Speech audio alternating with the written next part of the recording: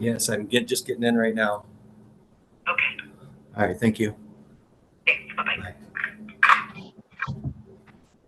All right, I think we have everybody connected. We'll go on the record. We've got two different files that we're hearing this matter, People versus Mark Allen Pingator, case 144923 and 144924. If I could just have both counsel put your appearances on. Yes, thank you, Your Honor. For the record, Mike Rolla on behalf of the people. Afternoon, Judge Elliot Blumberg on behalf of Mr. Pingator. Right, and Mr. Pingator, are you connected?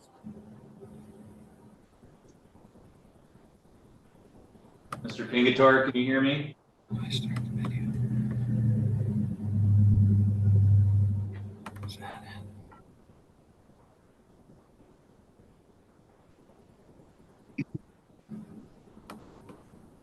Mr. Pingator, are you able to hear me?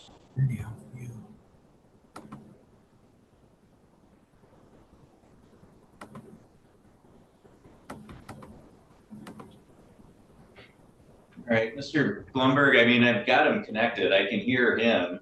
Yeah, Judge, he was coming from the Upper Peninsula and the bridge was closed because of falling ice. And so he's made other arrangements. I don't know if he's in his car or whatever, but I can hear him, but I don't know if he can hear us. It's not I allowing don't think so. Do you want to try and contact him and let him know, like, he's got to do something with the settings there? Judge, or do you want to reschedule it? I'd be happy to do either one. This matter was filed back in 2020. We've been waiting 4 years to get a hearing date, mostly because the Attorney General's office was a bit dilatory in getting their letter out, which we received back in August, which indicated their understanding that he was eligible for this expungement. I contacted Mr. Rolla this morning just to see if he was going to be involved in it, and apparently he has a different view of the eligibility in this matter. I don't know if we can resolve that, or do we need to reschedule it, or and certainly not to speak with Mr. Rolla for him. The two matters that Mr. Pingator pled to, neither of which would disqualify him for the expungement. I'm unmuted and I don't hear anything. I see the participants there and I can't seem to get my... I'm just going to keep muting him because that's kind of interfering and he obviously can't hear us. But that sounds like, I mean, it sounds like we may have a legal issue here. So I think we can address that without Mr. Pingator,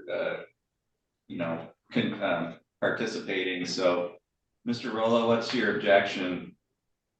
If you have one. Thank you, Judge. In fact, I just sent Mr. Blumberg another email. I believe Mr. Pingator is eligible in regards to file number 144923FH. That's the school failure of employee to notify. I don't think there's an issue there at all.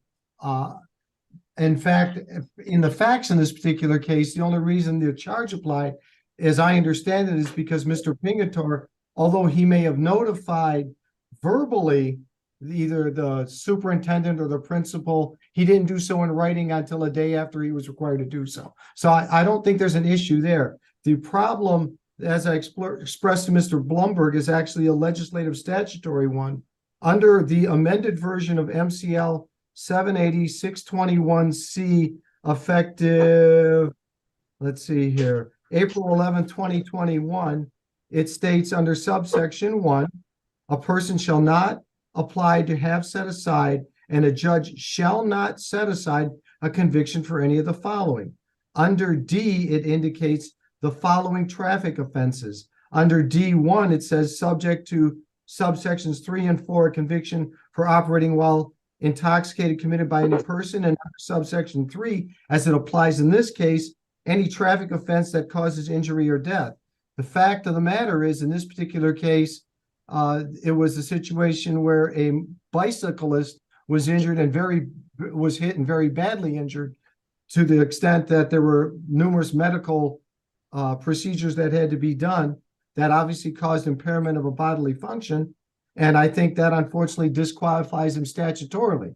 Now, I don't dispute that the Secretary of State, I'm sorry, the Attorney General's office send out their letter, but as the court's well aware, they send out their generic letter, which says we believe the person may be eligible if the court finds, and then they list a whole bunch of things that the court has to find. My response, just briefly, Judge, is that what he pled to was operating while intoxicated. It wasn't. Yeah, Correct. so, It wasn't reckless driving causing serious harm or anything like that. It was merely an OWI. And I understand that, Judge, but the statute doesn't say pled to or sentenced on. It says that the offense specifically was any traffic offense that caused injury or death. It doesn't say as pled to or anything. It doesn't give that qualification. And I'm just telling the court what the statute says as amended. It was part of that Criminal Justice Reform Act. They don't distinguish. I tried to find some case law on it, Judge, after Mr. Blumberg sent me his stuff this morning. That I can't find anything specific that it's been addressed by our appellate courts, but that doesn't surprise me since it's a relatively new change in the statute. Judge, does it make sense that you take this under advisement so we can research it and provide the court with the legal authority for our positions? well, I mean, I looked at the statute prior to the hearing, and I mean, my interpretation is different than the prosecutor. So I'm looking at, which I believe is the right statute that Mr. Rolla indicated, which is MCL 780.621 C sub 1, which says a person shall not apply to have set aside, and a judge shall not set aside a conviction for any of the following. And then under sub D 3, any traffic offense that causes injury or death. And so the conviction that's being sought to have set aside here is driving while intoxicated, not driving while intoxicated causing injury or serious bodily impairment. So if that was the conviction, and if Mr. Pingator had pled as charged, then I would agree with Mr. Rolla. But the conviction that he's seeking to have set aside here isn't an offense that involves injury or death. It's a driving while intoxicated. So in my view, under MCL 780.621 C, he's not precluded from having this offense set aside. So to the extent that that's an objection, I would overrule that. And Judge, if that's the court's did you have- position, then I believe Mr. Pingator satisfies the other conditions. Okay. Now, Mr. Blumberg, next issue I see, it looks like Mr. Pingator has also tried to sign in under a different device, so I'm going to bring him in on that one, and let's see if that makes a difference here.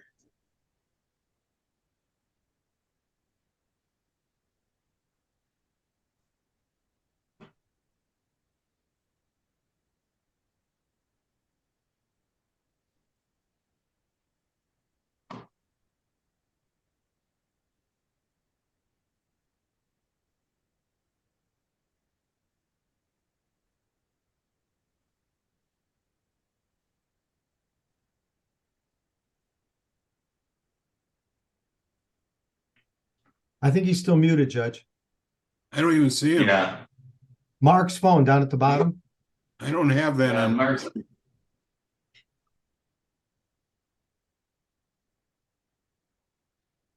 There he is. He's still muted, though. His face is there now. Yeah, I don't have him on my screen for some reason. I have Mr. Fighter. He's right next to her, Elliot. Right. He's not on my Mr. screen. Pingator, Mr. Pingator, if you can hear me, we need you to unmute, please.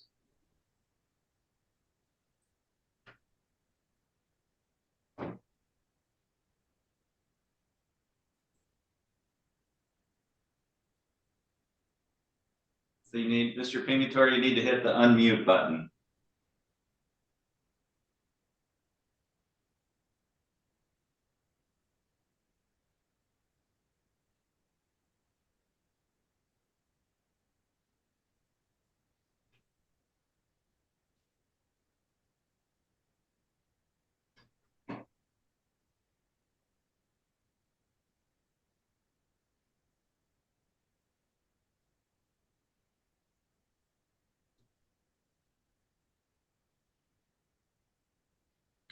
All right, Mr. Blumberg, I guess, I mean, I understand that we don't want to delay, but I don't know what else to do at this point. And I do have another hearing at 1:45.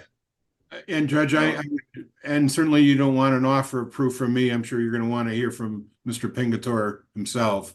At least I would assume. Right, yeah, I think I need to make the findings I would need to make. Yeah. So we'll just reschedule this when, and again, he left in plenty of time to get here. It's just that the bridge was closed. So, but I appreciate the court's ruling, and we'll just renotice this up for another day. Okay, yeah, I mean, I think that's just bad luck on this part. So, okay, thank you. You're free, Mr. Roll and Mr. Blumberg, you're free to disconnect at this time. Thank you. I think, Judge. See you, Elliot. Yeah, Mike. See ya.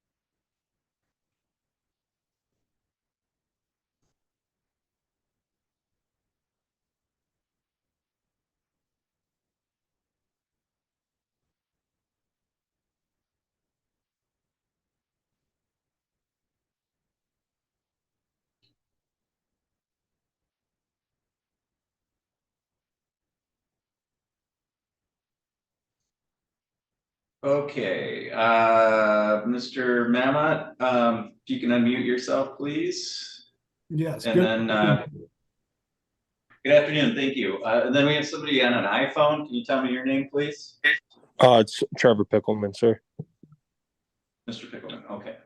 All right, we're on the record now in Michigan Schools and Government Credit Union versus Trevor Pickleman. This is case number 2319476. Counsel, if I could just have you put your appearance on the record, please. Your Honor, Muggle Team Unit P811021 on behalf of plaintiff. Thank you. And then we have Mr. Pickleman present also by Zoom. This is set here today for a pretrial scheduling conference where I would normally set some dates for going forward.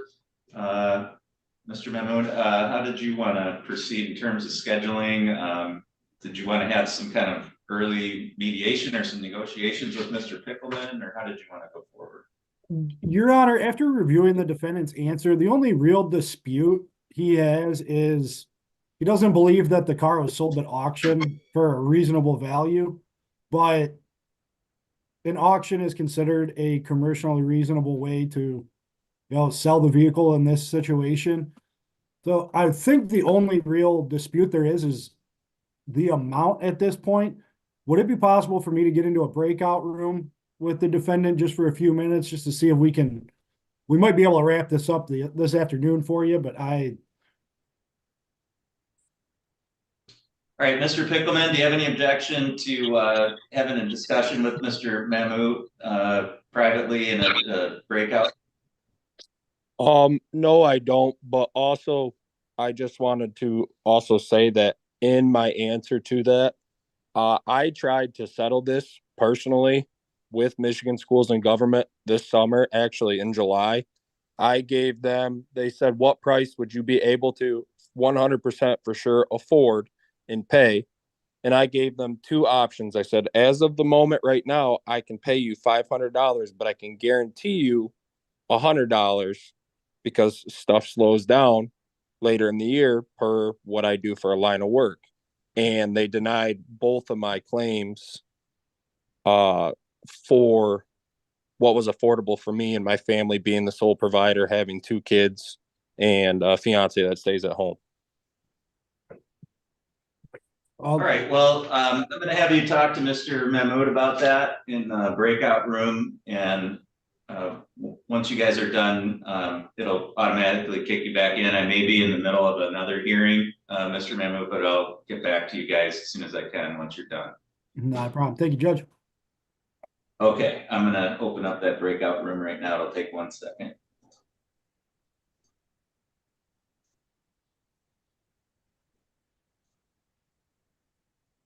Okay.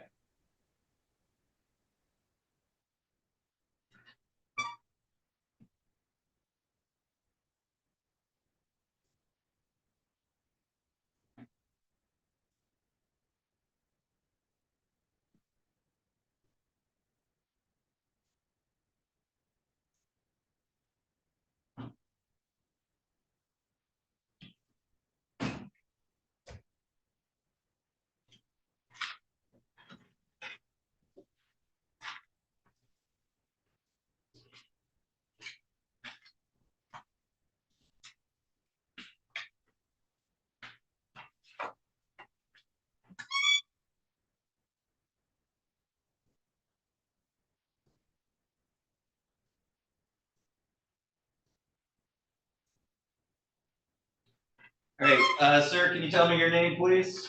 Adam Pearl. Mr. Pearl, okay.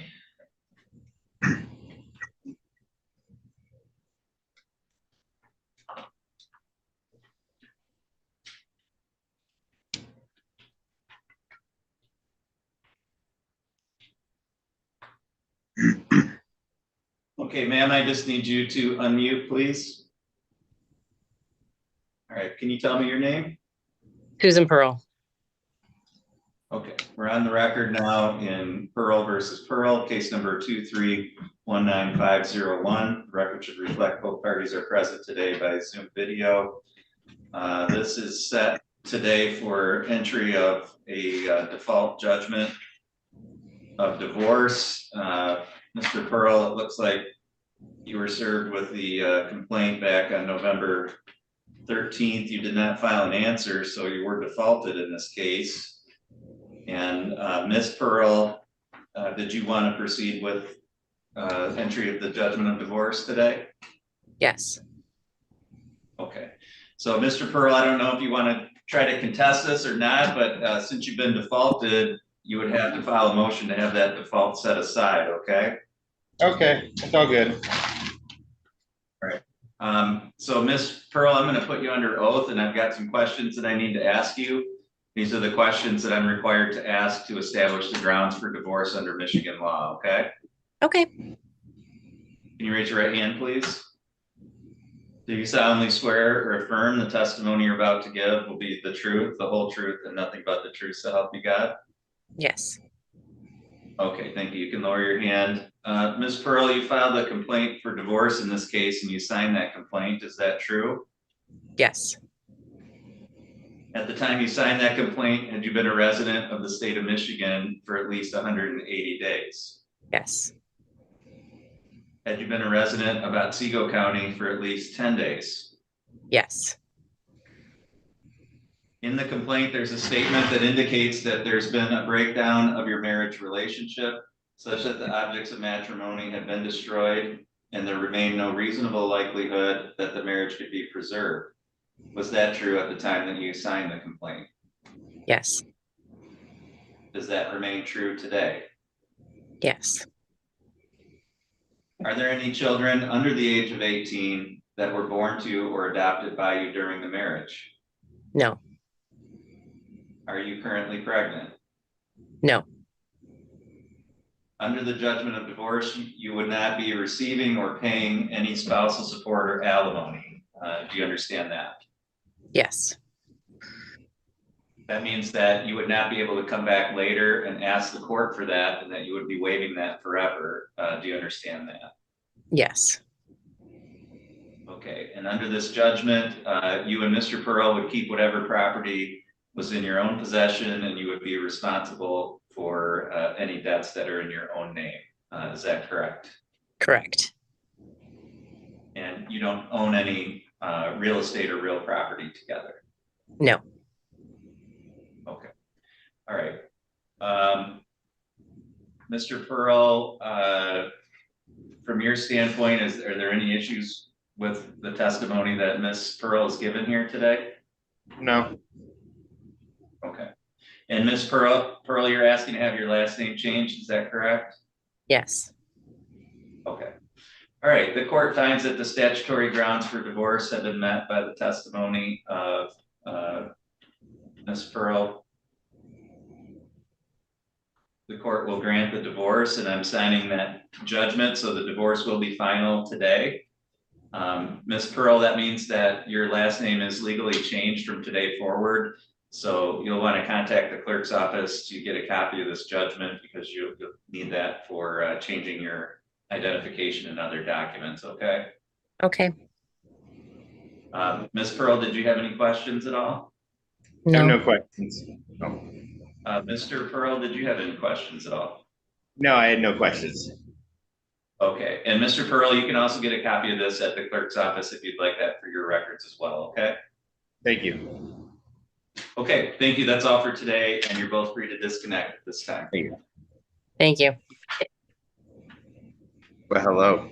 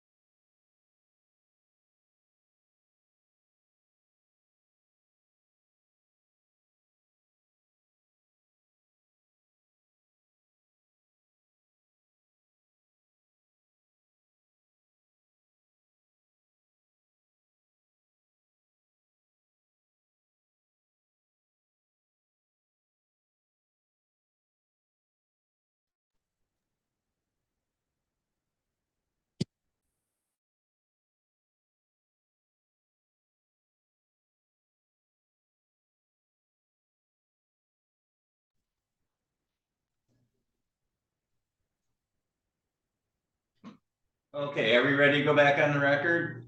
Yes, Judge. Yes, sir. Oh, all right.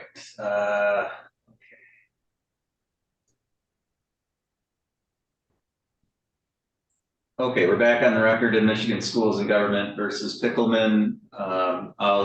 As representative for plaintiff, Mr. Mahmood, I'll ask you first. Where are we at? Your Honor, again, Marshall Team Name, PA1102 on behalf of plaintiff. Your Honor, we were unable to come to an agreement while in the breakout room. I do think we can get it done. I know the court mentioned mediation or another ADR before we went into the breakout room. I don't think it's necessary in this case, but I would suggest if the court would be willing, 75 days discovery and then just a motion date after that, or even at the end of discovery, if we could have a final pretrial just to see where we're at that point before I have to file a dispositive motion, I would appreciate it. Okay. All right, Mr. Pickleman, was there anything that you wanted to request regarding dates for scheduling as we go forward? No, Your Honor. Okay, so here's what we'll do. I'm going to leave discovery open for 90 days, and then the court will set a dispositive motion cutoff at that 90-day mark.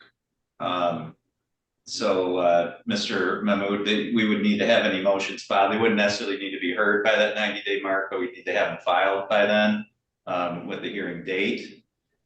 And then let's see what, if any, claims remain after that, and then we can do further scheduling or talk about ADR, which Mr. Pickleman, that is mediation or other ways of settling the case outside of the court making rulings.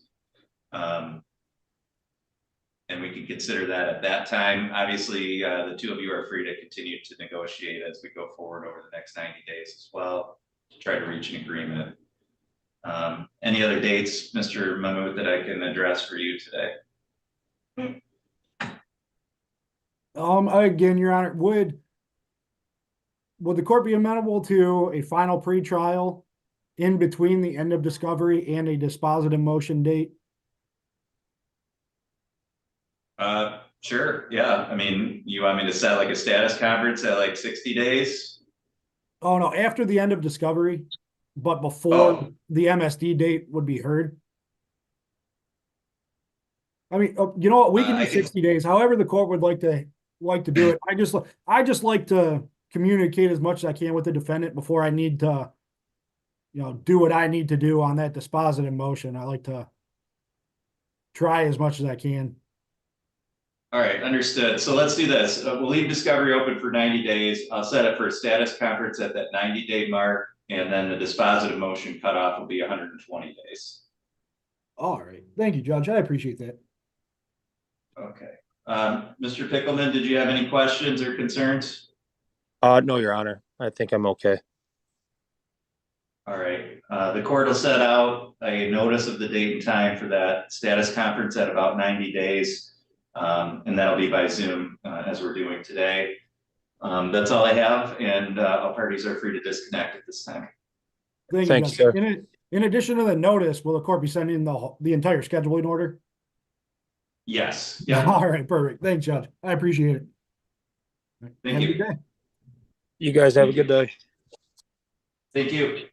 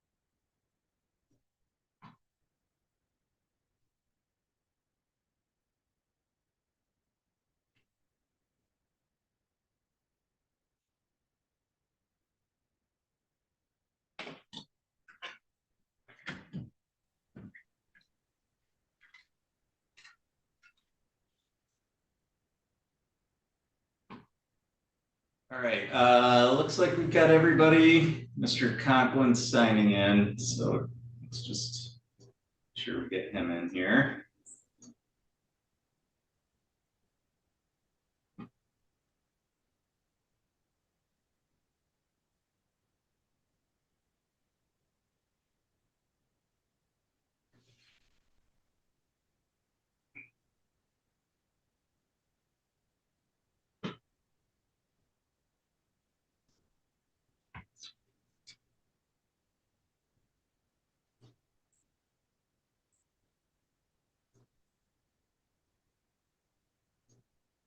I think Mr. Conklin might be having some connection problems because he was here and then he left. So if you guys can just hold tight here for a second. Sure.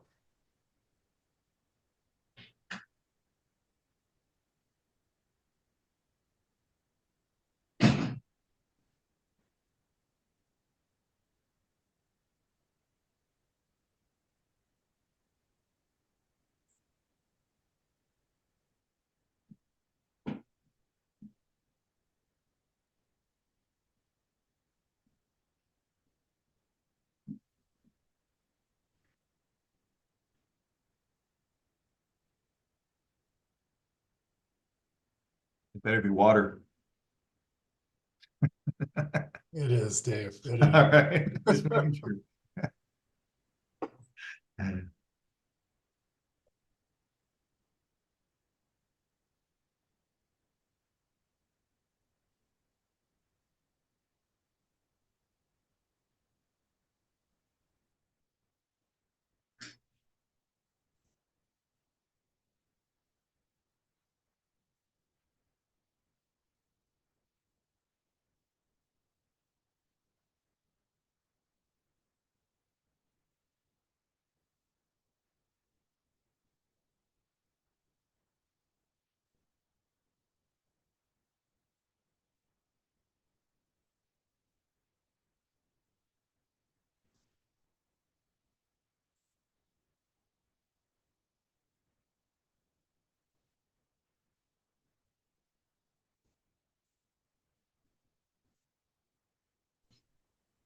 There we go.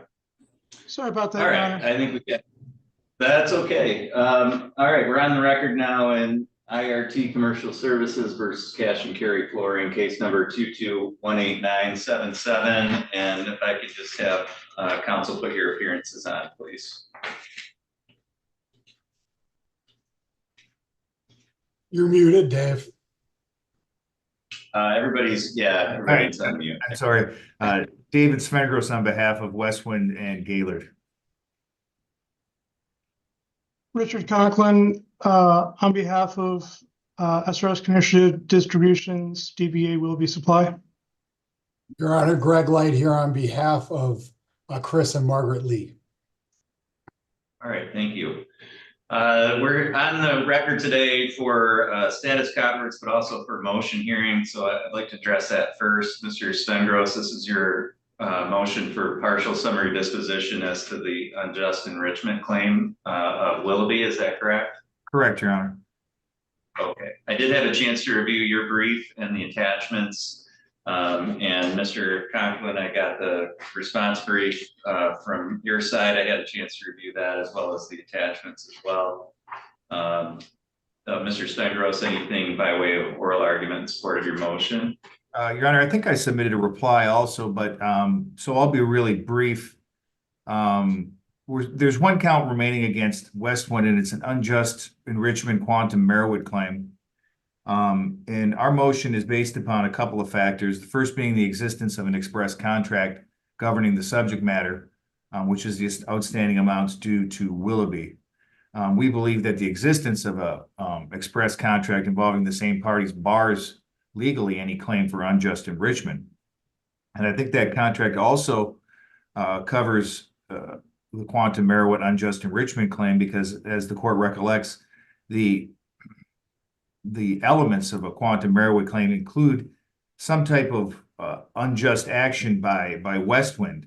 And I think in the contract itself, it states that Westwind has paid in full.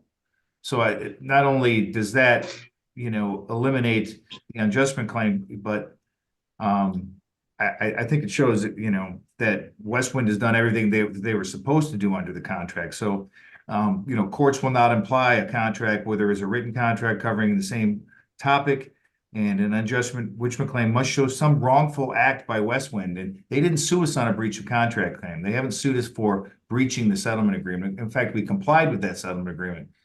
Westwind is the only party who's complied with all of the settlement agreements. And then on a related issue, if you look at that settlement agreement, it provides for Willoughby to get recovery from the individuals for IRT, including Mr. Light's clients. And I believe Willoughby has resolved their claims against Mr. Light's clients by payment of some amount. I don't think it's the full amount, but it's payment of some amount. And that hasn't been, I believe, brought to the court's attention. But I think in any event, we have a situation where an unjust enrichment claim is just not tenable under the circumstances, be they legally or factually, and therefore that's why we're requesting summary disposition today, Your Honor. All right, thank you. Mr. Conklin? Your Honor, I know you've read the briefs regarding Westwind's partial motion for summary disposition of count 2 of Willoughby's cross-claim. I'd like to address just 3 main points in our brief in opposition as to why the court should deny Westwind's C8 and C10 motion. First, I'd like to point out that Willoughby Supply still has 2 counts remaining, Quantum Merriwood against Westwind and Quantum Merriwood against Gaylord. Opposing counsel appears to kind of be conflating the parties and the issues a little bit at bar. The current motion does not involve Gaylord Apartments or count 3 of cross plaintiff's claims. Secondly, the C8 motion is tested on pleadings alone and are taken as true. And in this case, examining cross plaintiff's claims just in the light of the most favorable to the non-moving party, which is the cross plaintiffs. This shows that the claim of Quantum Merriwood against Westwind is true and enforceable for the purposes of determining this motion, which is just whether there is a well-pled complaint. Westwind's argument conflates the standards for C8 and C10 as they argue the existence of the settlement agreement should also be examined, but the settlement agreement is not part of the pleadings as defined by the court rules for C8 standard, and therefore should not be considered when reviewing the pleadings. Third, and lastly, regarding Westwind's C10 motion, this court in its September 5th hearing denied Westwind's request for summary disposition pursuant to a C10 standard and ruled that the settlement agreement created a genuine material fact. Since no additional facts or evidence have been presented in this matter since the hearing, this court should continue to uphold its previous decisions. And therefore, we respectfully request that this honorable court deny Westwind's motion for summary disposition to pursuant to MCR 2.116 C8 and C10 and find that Willoughby's Supply's claim of Quantum Merriwood against Westwind as set forth in count 2 is valid and that a genuine question of material fact exists. Thank you. All right, thank you. Mr. Light, did you want to weigh in either way on this? I know I don't think you submitted any kind of response or jumped in on this in writing. I did not, Your Honor, and I have no input. Thank you.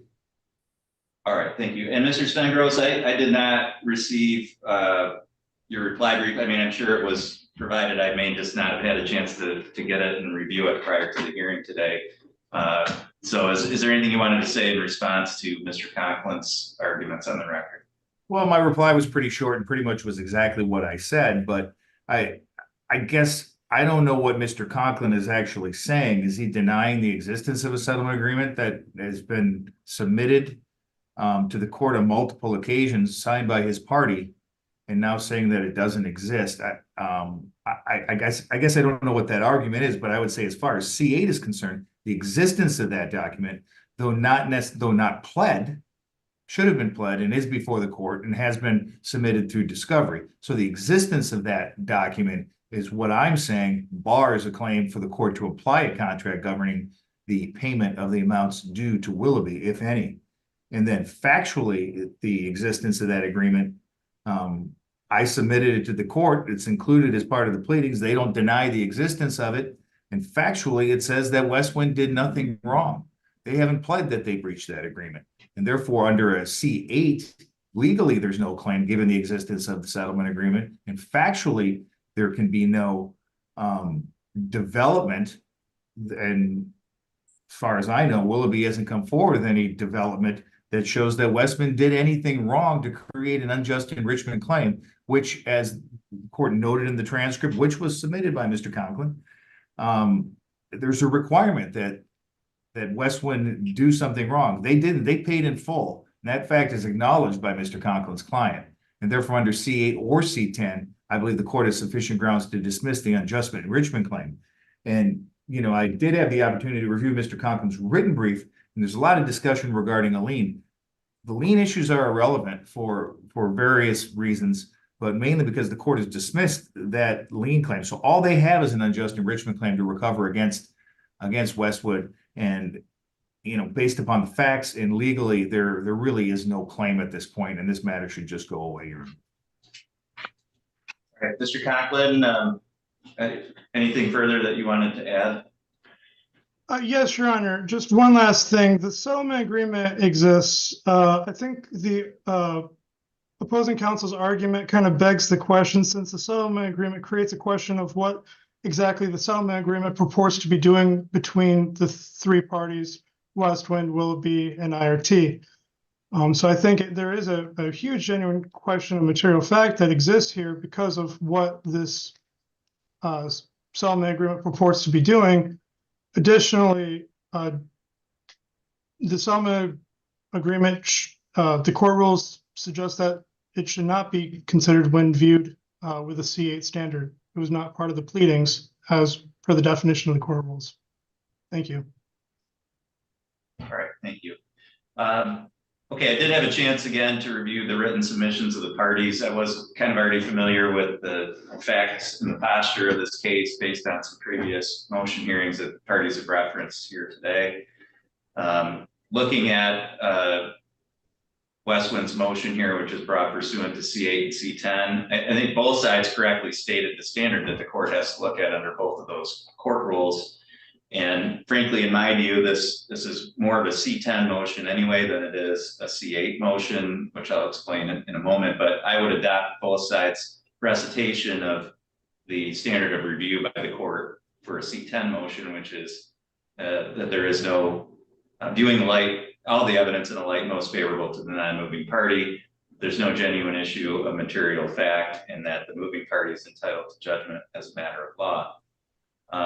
And I think the settlement agreement is obviously a key factor here. And I agree with Westwind's statement of the law in that where there is an express contract, the court should not and cannot imply a contract. And so I think the real question here is whether or not there's any question of fact that the settlement agreement represents an express contract between the same parties involving the same subject matter as what's being claimed by Willoughby in their claim for unjust enrichment. And so looking at that settlement agreement, going to the language of that agreement, which was entered into in January of 2022, at the time that was entered into, it's my view that the evidence pretty clearly shows that Willoughby was aware, number one, that Westwind had paid IRT all the money that was owed, that IRT still owed Willoughby somewhere in the neighborhood of $284,000. And in that settlement agreement, Willoughby essentially agreed to take $40,000 in cash from Westwind to accept payments from IRT and Lee and Collins, and then that consent judgment, that pocket judgment against Lee and Collins if they defaulted. And that settlement agreement also provides that it was resolving all the disputes at the time existing between parties. So, I mean, to me, that settlement agreement really becomes the touchstone here of how everybody's going to go forward from that point. And again, Willoughby went into that and entered into that agreement knowing all of those facts. And so in my view, there really is no question of fact that, number one, that's an enforceable contract as a settlement agreement between Westwind and Willoughby. And that Willoughby essentially gave up any claims it might have against Westwind in entering into that settlement agreement up to that point. So in my view, for the court to allow Willoughby to now, it looks to me like an unjust enrichment claim here is kind of an attempt to go around that settlement agreement and get Westwind back on the hook for what that settlement agreement put IRT and Lee and Collins on the hook for. And so in my view, we do have an express contract that covers the same subject matter. It's between the same parties. And I think that everybody's stuck with that settlement agreement, and that, again, I think based on the existence of that, Willoughby can't kind of get around that by filing a quantum meruit or unjust enrichment claim. So the court finds that there is no question of fact, that is the agreement that controls, and that precludes a claim for unjust enrichment by Willoughby at this point. And so the court finds that and I think this is a different question than what we addressed at the previous hearing in terms of that settlement agreement and whether or not there was sufficient evidence to show wrongdoing on the part of Westwind to sustain an unjust enrichment claim. I think what we're dealing with here is a different argument by Westwind that points more towards the existence of that settlement agreement as an express contract that would preclude the unjust enrichment claim, as opposed to although Mr. Stengros has sort of argued it today that there's no question of fact that there was no wrongdoing.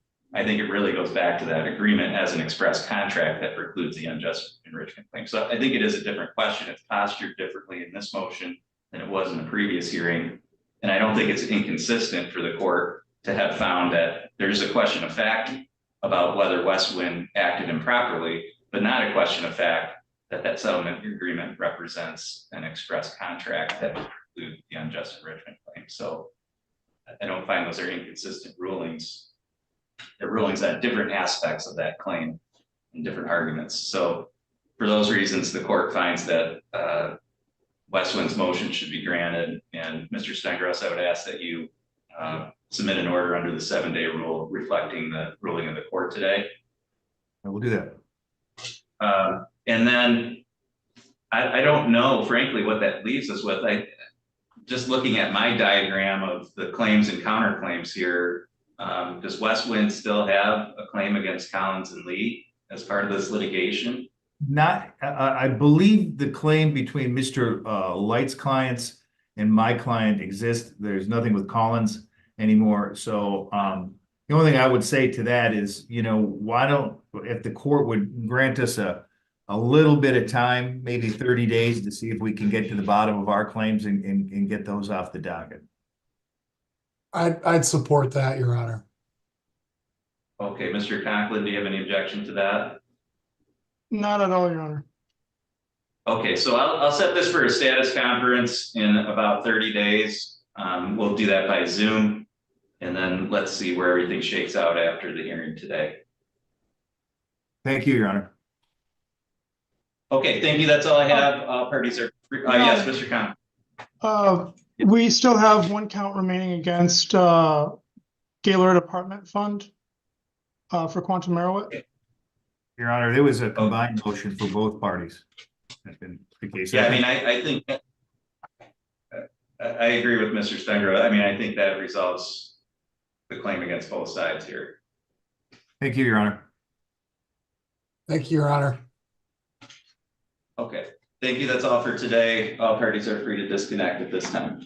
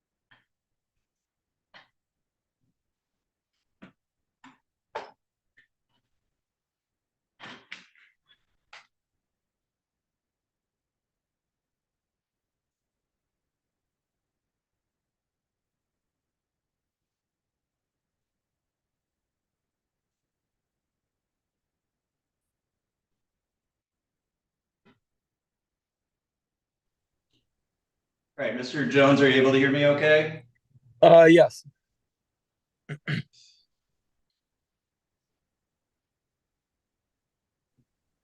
And Ms. Jones, are you able to hear me okay? Yes, sir. Okay, we're on the record now in Jones versus Jones. This is case number 1917709. The record should reflect both parties are present today by Zoom video. Ms. Jones, this is your motion to enforce the judgment of divorce. And if I read your motion correctly, you're indicating that the real property still hasn't been refinanced as required under the judgment. Is that the problem? That is correct. And he's also making the mortgage payments, but they've been late for 5 months, which is affecting my credit. Okay, all right, thank you. Mr. Jones, what's your side of this? The mortgage payments are caught up at this point. They're current. They have been late for 5 months. I can give you a list of reasons why that is the case. The main one is that Mrs. Jones filed a false police report saying that I broke into her home and that she had video footage of that. She then left town and told the police she would get them the video footage after the holiday weekend. They essentially raided my work, went through all the cameras, interviewed all my coworkers, and I am not employed by the facility. I'm employed by a contract company that is hired by the facility, and the facility didn't like that very much, so they fired me. So I'm now waiting tables with a master's degree and 2 bachelor's degrees because and Mrs. Jones called on Monday and said she couldn't come up with the footage and that she wanted to drop the charges. The officer in charge of the case is even at the time is considering asking the prosecutor if they will swear out a warrant for the video that Miss Jones says she has, because she did file a false police report. And at that point, they're looking to go after her for filing a false police report because of this. But that hiccup cost me a lot of money and time. I've now secured other employment, but like I said, I'm waiting tables. I'm making up enough money to pay the mortgage. I've caught the mortgage up completely, and it is current through now. And I believe I'm making enough money currently to continue to pay the mortgage on time. And I don't foresee any problems. But again, these are problems she's bringing on herself. That, in addition to that, having not seen her children in 4 years when I pay child support based on 50-50 custody, but she has nothing to do with the kids. And I'm bearing all the expenses of child support to her. And again, raising both children who now both have driver's licenses, who both need car insurance, who I'm making it all work, but losing my job made it very difficult to pay the mortgage and made it difficult to catch up while trying to find employment. And like I said, I'm waiting tables. All right, thank you. Ms. Jones, anything you wanted to say in response to that? Well, there was an incident that did happen over Thanksgiving, so that was the end of November. The payments that they started missing out was from September, which I provided for documentation on that. The kids, Mr. Jones has had multiple jobs. He's been bartending and waiting on tables while he was still doing his therapy work also. So this whole time he should have had enough money. Plus he has one of our son's friends paying him rent. Not true. Never has been true. Okay, Mr. Jones, it's Ms. Jones' turn to talk. You had a chance, so I'm gonna hear from her now, all right? Yes, Your Honor, I apologize. The agreement on the divorce was that he wanted to keep the house. Part of that agreement is that he makes the payments on time. It's going on 4 years. It'll be 4 years in April. He's making it work. He cannot refinance at this time because of his late payments of 5 months, not just a couple of months. It's been 5 months. And he still has not paid for February.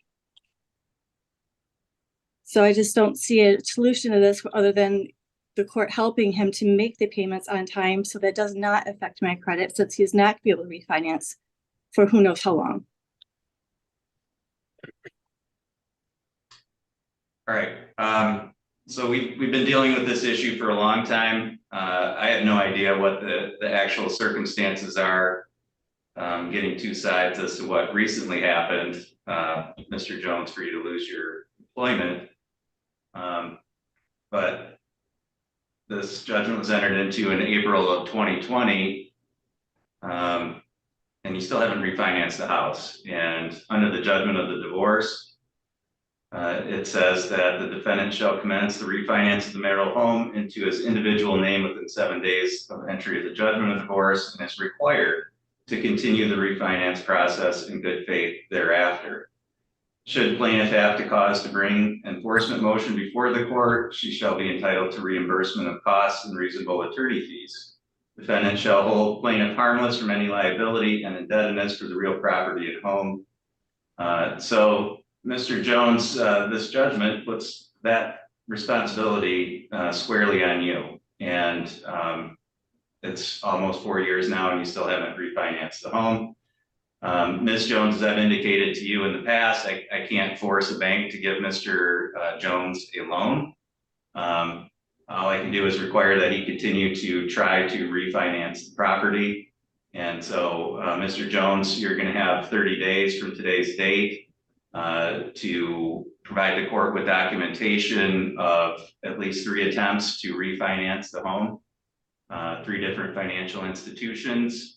And you need to provide documentation from the financial institution itself, not something from you, indicating whether or not they've been able to refinance. And Ms. Jones, because Mr. Jones is responsible for refinancing it, and because he hasn't done that, I mean, if you have some kind of tangible damages from that's resulted to your credit from him not making the payments and not refinancing, then you may be entitled to those damages, but you would have to submit to the court some documentary evidence of that, whatever those amounts might be.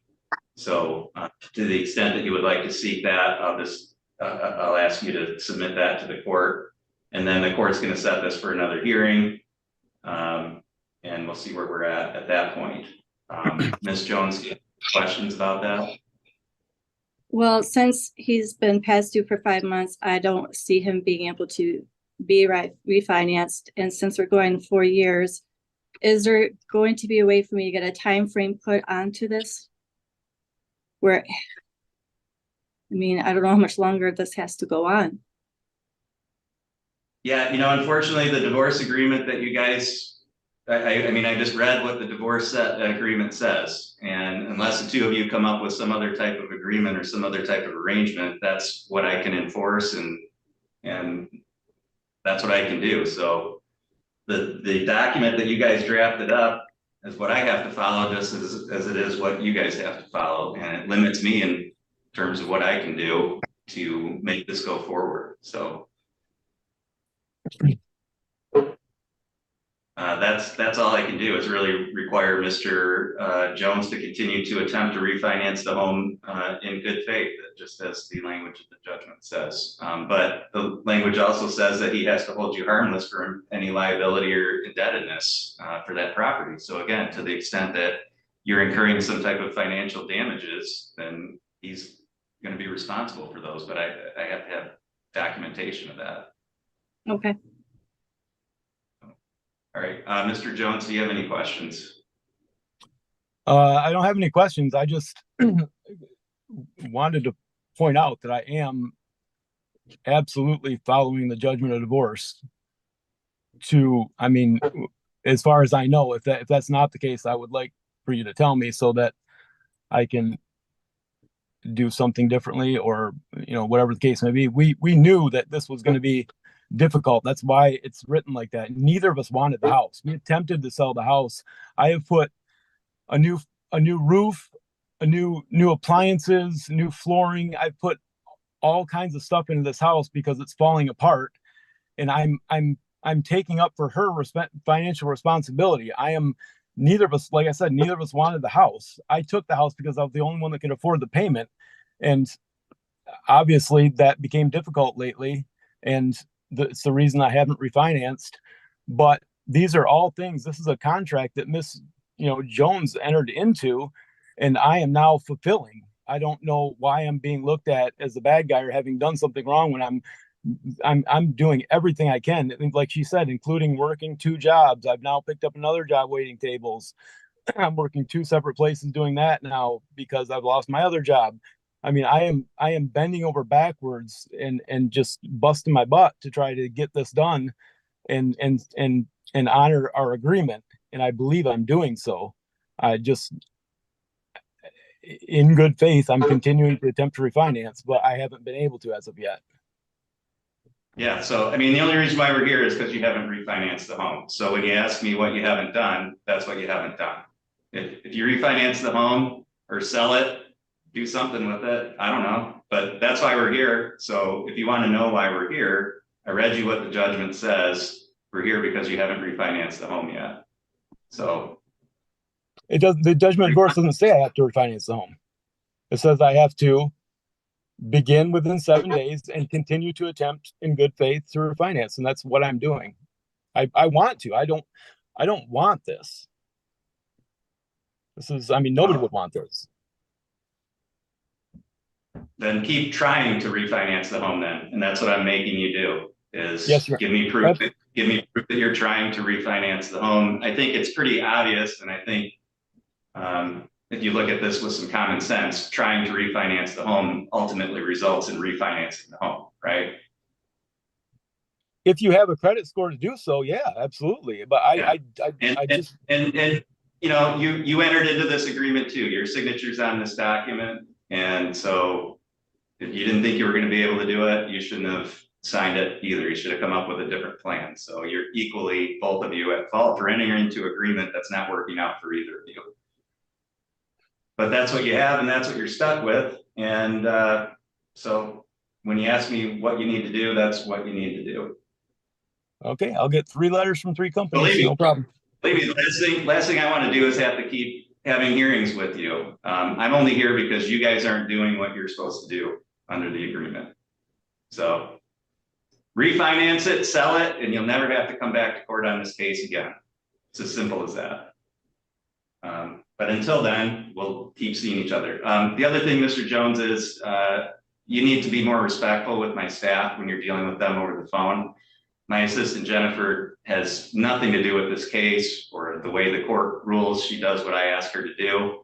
So you need to be more respectful and polite to her. She doesn't deserve to take verbal abuse from you on the phone or to be hung up on. So don't give me excuses. I don't want to.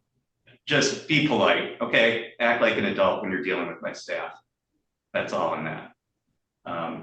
When they start doing their job, I'll be less critical of them. But she was very delinquent in her duties. Okay, but let me tell you something. Do not go there. Do not go there.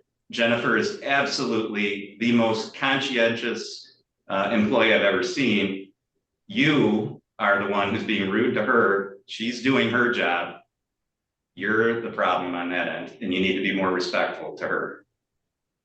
And that's all I'm going to say on that. But don't act like she isn't doing what she needs to do, because that's not true. And you know it. Don't even go down that road. Just be polite, act like an adult, and do what you're supposed to do. That's all you got to do. It's very simple. That's all I have for today. All parties are free to disconnect at this time. Thank you.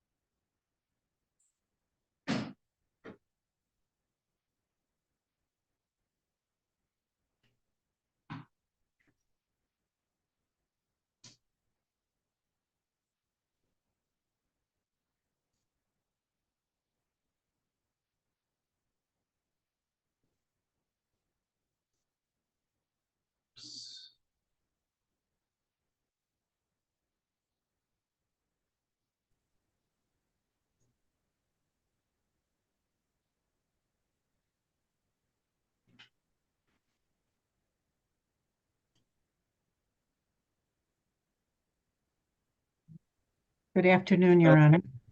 Good afternoon. All right, looks like we have everybody connected. We're on the record now in Cruz versus Cruz. This is case number 2319351. If I could just have both counsel put your appearances on, please. Good afternoon, Judge Elliot Blumberg on behalf of the plaintiff, Danny Cruz. And Kathleen Conklin on behalf of Terry Cruz, who is the defendant. All right, and looks like both sides are connected by Zoom as well. We're on the record today for a status conference. And let's see, Mr. Blumberg, on behalf of plaintiff, can you tell me where things are at right now? Sure, Judge. The parties have successfully mediated this case. All of the issues have been resolved. I will be in the process of drafting a consent judgment of divorce. Okay, Ms. Conklin, is that accurate from your side? Yes, that is. We have resolved the matter in mediation. The one thing I did need to double check on though is the and Mr. Bloomberg maybe himself too, is the specific instrument that we might need to have drafted for part of his military pension. Okay. That's correct. All right. Did we want to take proofs today then? I didn't anticipate doing that. My client's in the Middle East right now, so we figured when the judgment's ready to be entered, we can just have a hearing to take the proofs at that time. Okay, any objection to that, Ms. Conklin?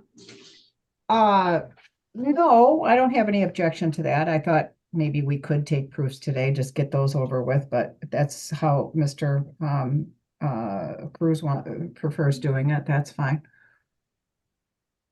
All right, Mr. Blumberg, 30 days, is that going to be enough time to be ready to do that? Absolutely. Okay. Ms. Conklin, will you be good to go at that point? Yes.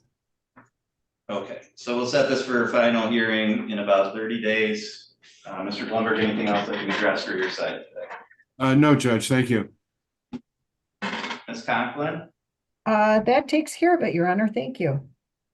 Okay, all right, thank you. That's all for today. All parties are free to disconnect at this time. Thank you very much. Judge, did you call the Crowell case? I know that got delayed because of some family emergency I had, but did you call that already? No, but I'm getting ready to. I think we did reset that for 3:15, and I see Mr. Dundon is joining in. Okay. Are you ready at that one? Yes, we are. Okay.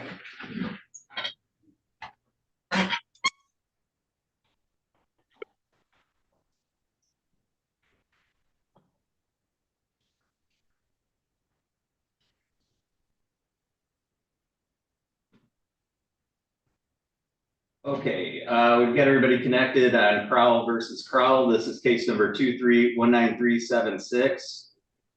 And if I could just have counsel put your appearances on. Again, Elliot Blumberg on behalf of the plaintiff, Melanie Crowell, who's appearing via Zoom from my office. Mark Dunn appearing on behalf of defendant, Mr. Crowell, Todd Crowell, who is appearing from my office as well. Okay, we're set for a status conference in this case today. Mr. Blumberg, can you tell me where we're at here? Yes, Judge. Again, I think the parties have resolved all of the issues in this matter. I'm in the process of drafting a consent judgment. Once it's prepared and signed and approved, we would ask the court to take the proofs at that time and the case can be closed. Okay, and would 30 days be enough for that to be accomplished? Yes, it would. Mr. Dundon? That should work, Your Honor. Thanks. Okay. Mr. Blumberg, anything else that we can address for your side today?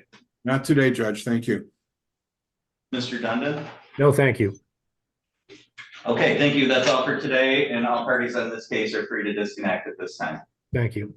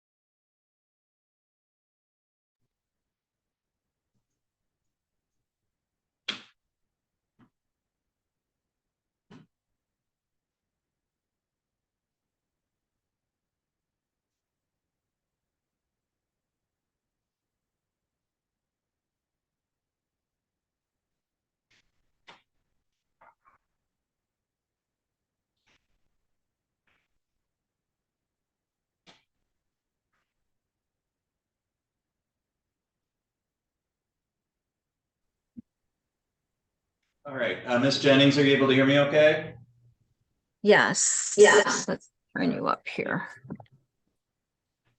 Okay, we're on the record in Cheryl Jennings Wolford versus Lenford Wolford. This is case number 2319324. The record should reflect that Ms. Jennings is present today by Zoom video. This matter was set for 3:30. It's now 3:35. Mr. Wolford has not appeared today. Ms. Jennings, I have this set for entry of a default judgment of divorce today. Is that how you wanted to go forward? Yes. Okay. It looks like Mr. Wolford was properly served with the summons and complaint in this matter, and that he failed to answer that. Default was entered against him, and he was provided with notice of the date and time of today's hearing. Again, he's not appeared to contest the divorce. So, Ms. Jennings, I'm going to place you under oath. I've got a few questions that I need to ask you. These are the questions that I'm required to ask to establish the grounds for divorce under Michigan law. So if you would raise your right hand, please. Do you solemnly swear or affirm the testimony you're about to give will be the truth, the whole truth, and nothing but the truth, so help you God? I do. Thank you. You can lower your hand. Ms. Jennings, you filed a complaint for divorce in this case, and you signed that complaint. Is that true? Yes. At the time you signed that complaint, have you been a resident of the state of Michigan for at least 180 days? Yes. Had you been a resident of Otsego County for at least 10 days? Yes. In that complaint, there's a statement that indicates that there's been a breakdown of your marriage relationship such that the objects of matrimony have been destroyed and there remained no reasonable likelihood that the marriage could be preserved. Was that true when you signed that complaint? Yes, sir. Does that remain true today? Yes. Are there any children under the age of 18 that were born to or adopted by you during the marriage? No. Are you currently pregnant? No. Under the judgment of divorce, you would not be receiving or paying any spousal support. You understand that you would be waiving that forever and that you would not be able to come back later and ask the court for that? Yes, I understand. Okay, and you and Mr. Wolford are going to divide up any assets or debts according to what you filled out on this proposed judgment. Is that correct? Yes, it is. Okay. And from your standpoint, are there any issues remaining that need to be decided by the court in the terms of the division of any assets or debts? I need something formal from the court about the house. Just saying that will be mine. Okay, let me take a look He here. signed over. He signed off on the title when he left. Okay. So that's at the 136 Fallow property? yes.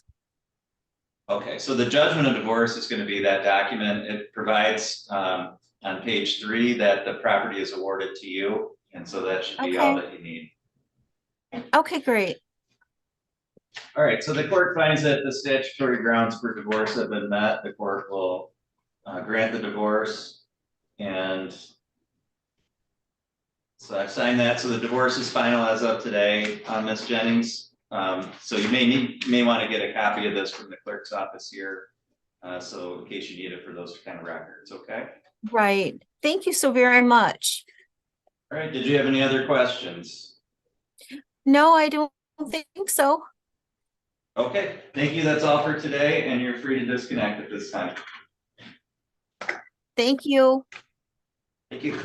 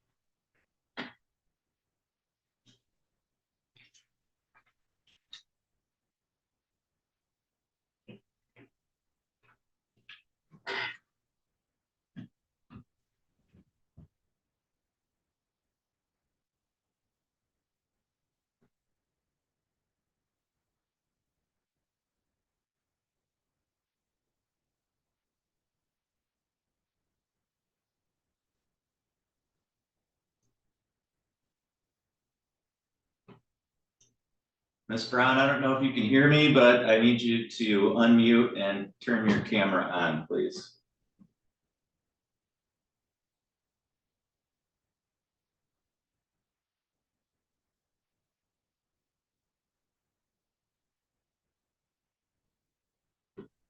Can you hear me? I can, thank you. Are you Roberta Brown? Yes, sir. Okay, we're on the record in Brown versus Brown. This is case number 2319448. The record should reflect Ms. Brown is present today by Zoom video. Mr. Brown is not present. This hearing was scheduled for 3:30. It's now 3:40. Ms. Brown, I have this as a final hearing to enter a judgment of divorce today. Is that how you wanted to proceed? Yes, please. Okay, and I see that Mr. Brown has signed the proposed judgment, so we can go forward today. Okay. I'm going to have you raise your right hand and I'll swear you in. Do you solemnly swear or affirm the testimony you're about to give will be the truth, the whole truth, and nothing but the truth, so help you God? Yes. Thank you. You can lower your hand. Ms. Brown, I'm going to ask you some questions. These are the questions that I'm required to ask to establish the grounds for divorce under Michigan law. Okay. And my first question is, at the time that you filed the complaint in this matter, had you been a resident of the state of Michigan for at least 180 days? Yes. Had you been a resident of Otsego County for at least 10 days? Yes. In the complaint, there's a statement that indicates that there's been a breakdown of your marriage relationship such that the objects of matrimony have been destroyed and there remained no reasonable likelihood that the marriage could be preserved. Was that true when you signed that complaint? Yes. Does that remain true today? Yes. Are there any children under the age of 18 that were born to or adopted by you during the marriage? No. Are you currently pregnant? No. Under this judgment of divorce, you would not be receiving any spousal support. You understand that you would be waiving that forever and that you would not be able to come back later and ask the court for that. Yes. And this judgment will provide that you and Mr. Brown will keep whatever personal property you have in your own possession, and that you don't own any real property or real estate together. Is that true? Correct. Are you asking to have your last name changed? No. Okay. All right. The court finds that the statutory grounds for divorce have been met by the testimony of Ms. Brown. The court will grant the divorce. I've signed that judgment. So your divorce is now final, Ms. Brown. If you would like a copy of that judgment for your records, you can get that here at the clerk's office in Gaylord. Okay. Do you have any questions at all? No, thank you. Okay, thank you. That's all for today, and you're free to disconnect at this time. Thank you.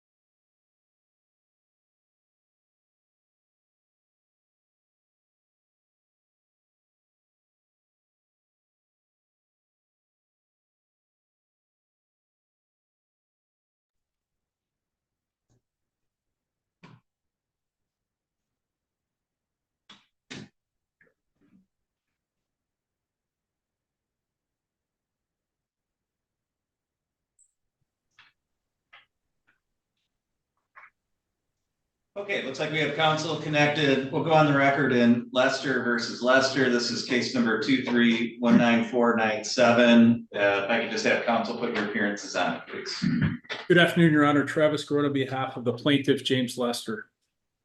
Good afternoon, Your Honor. Mark Dundon on behalf of Miss Lester, defendant. Okay, this is set for a scheduling conference in this case today. Mr. Grote, on behalf of plaintiff, can you give me an idea of where things are at so far and what you'd like to see for scheduling going forward? Yes, Your Honor, we have exchanged the verified financial information forms. Mr. Dundon and I have started communicating. We're hopeful that we'll be able to resolve the case without any formal mediation needed and also without any trial set. So I would ask that you give us perhaps 60 days of discovery and then allow us to come back for a status conference and or a pro-con with you. Okay, thank you. Mr. Dundon? I agree that 60 days of discovery and then hope that works for us. Okay. All right, then I'll just put in the order that discovery is to remain open for 60 days. And then at about 60 days, we'll set it for a status conference pro-con. The parties that have been able to resolve it will use that time to take proofs and enter the judgment. And if not, then we can talk about further scheduling. Mr. Grote, anything else I can address for your side today? No, Your Honor. Thank you very much. Mr. Dundon? No, thank you, Your Honor. Okay, thank you. That's all for today. And both sides are free to disconnect at this time. Thank you. Thank you.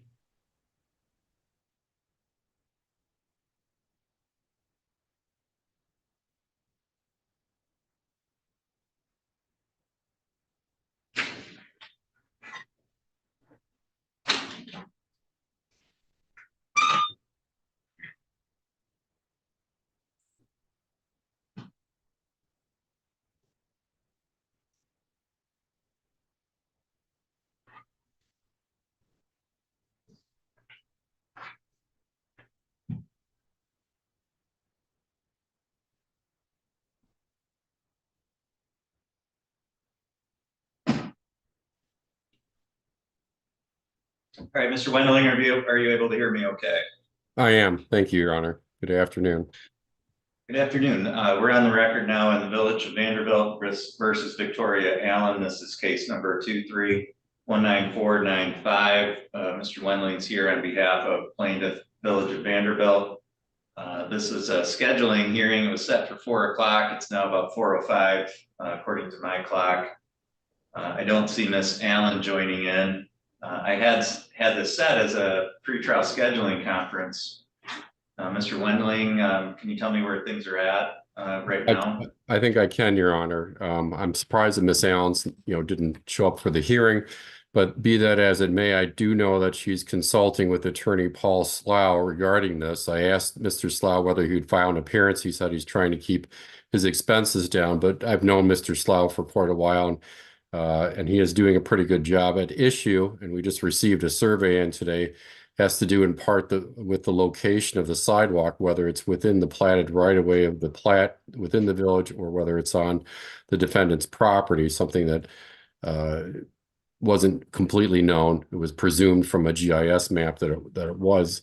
In any event, I believe, regardless, that we're going to be able to work this out. So what I'm going to do is request of this court if we could move this by 30 or 45 days, the scheduling conference, and then go from there. And hopefully this matter will be dismissed. And by way of explanation, it's an unusual case to bring before the circuit court. Normally you have an ordinance for obstructing the sidewalk that would have some language in that effect, and we'd be in front of the district court judge. But given the nature of this plat, things that are actually missing from this plat, which is a 19th century plat, and the surveying and other information, I thought it best to bring this in circuit court. But again, I think we're going to be able to resolve this. So I respectfully request the court to adjourn this pretrial hearing for a date to be set by this court, either in 30 or 45 days, preferably after, just because I'll be out of town during the week of March 9th through the 15th. Otherwise, I'm around. So. Okay. All right. That makes sense based on the claim here. And given that we may have counsel for Ms. Allen involved as well. So most likely going to set it about 60 days out. If there is a resolution before then, obviously, then we can just remove that from the calendar. Great. Yes, Your Honor. Thank you.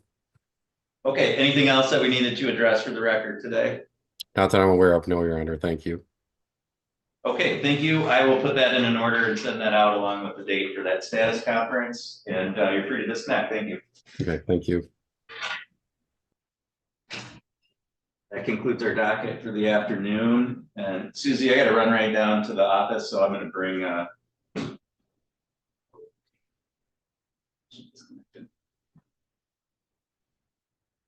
right, that concludes the court's docket for the day. The court will be